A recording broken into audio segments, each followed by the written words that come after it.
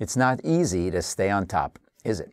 You know, not that long ago, the European community did a bunch of stress tests on a variety of banks, and 4 out of 5 actually looked like they were doing all right. I mean, that's still not a good percentage that are not doing so well, but it made me think, what about some of our blue chip companies? What about some of the great global companies that are out there, and how are they doing? And it turns out over the last month or so, there have been a lot of question marks that have been raised about blue chips like IBM, Walmart, I mean Amazon. Sales are booming, but profitability is not coming along.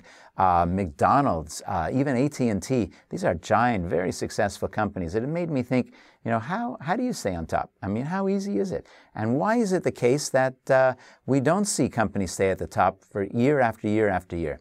Well, it turns out that there's 5 reasons why this happens. Reason number 1 is, well, it just ain't easy. When you look at the history of business, as I have, and you ask the question, how many companies stayed at the top and have stayed near the top for decade after decade after decade? It's actually not a lot. Out of the top 100 companies, for example, in America, in 1955, how many are still there 50 and 60 years later? Well, it turns out something like a dozen. 12 out of the top 100 companies in America are still in the top 100 list 50 and 60 years later. That's kind of amazing, isn't it? So number 1, it's just not that easy, and we shouldn't expect companies to be able to do that. Number 2, the formula for growth is actually not infinite. I mean, how do you grow any company? Turns out that there's some basic formulas in place. Number 1, sell your product to additional customers, new markets. Number 2, create brand new markets for additional products. Number 3, do both. That's pretty much it. That's the core of how you grow. There are not infinite possibilities. At some point, that starts to slow down. I mean, is there a country where Coca-Cola is not being sold at this point?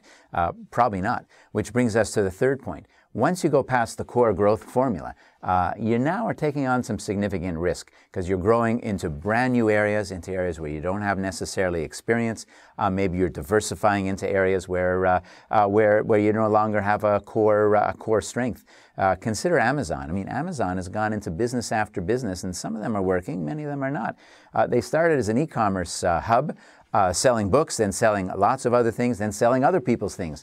And then they ended up with Kindle, and they have a smartphone, and they have tablets, and they have a cloud business, and they have business after business. And each one of these, and drones, don't forget that one, each one of those businesses takes them further and further afield. Doesn't mean it can't work, but what it means is that the risk level goes up. And that's the third reason, really, why companies don't always stay on top. That risk level can start to pound away at you at some point. Number 4, well, it's much less fun to compete when growth slows. Think about it. You're now playing a zero-sum game, where before you were grabbing market share and growing. Now, all of a sudden, when the core model starts to slow down, the formula starts to slow down, you're playing much more of a cost-cutting game. You're trying to fight for every market share point. It's more of a zero-sum game. That's a lot more difficult, a lot less fun, a lot more challenging.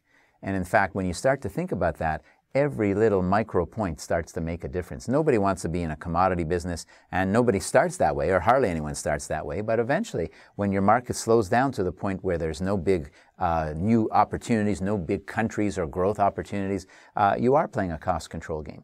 And the other thing that happens there, and relates to the last point on risk, is when you focus on cost control, very often you could start to end up paying a price in some other areas. I think about BP and the Gulf oil spill and what happened there in that disaster a few years ago. You know, the main thing that happened was, here's a company led by Tony Hayward at that time, who felt like, you know, we're going to cut costs, we're going to grow in that method.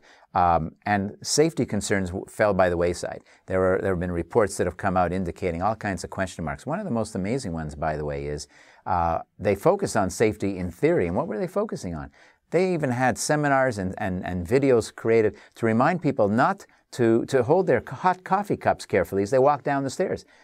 Imagine that. And then they're on these oil drilling platforms, and they're making mistakes that turn out to cost billions and billions of dollars. The other thing that happens, of course, is to look to promote or push up your stock price. You end up doing a lot of stock buybacks. IBM has been spending more money over the last few years buying back their stock than they are actually on R&D. Kind of unbelievable, and that makes it tough. And then finally, and this gets us back full circle, why is it so tough to stay on top? Because it is competition, risk, Few companies keep on going and staying on top, fewer growth opportunities, and it starts to wear down, and in the end, you start to lose some of the best talent. The best talent wants to be in places where stuff can happen, where there's growth opportunities, and you end up with a management team that sometimes might not be quite as cutting edge, and then you really end up in a self-fulfilling cycle where you're not innovative, therefore you get managers that are not innovative by nature, who therefore don't look for new innovative opportunities. And those are the reasons why it's very, very tough to stay on top. I don't think it's the death knell for these superstar companies, these giant companies like the IBMs and the Walmarts and the Tescos even. I mean, they're so big that they can withstand tremendous amount of difficulty. But if you want to understand why do companies sometimes drop from the very top lower down, these are the reasons why they happen. And it's the nature of business. There's no silver bullet to get away from that.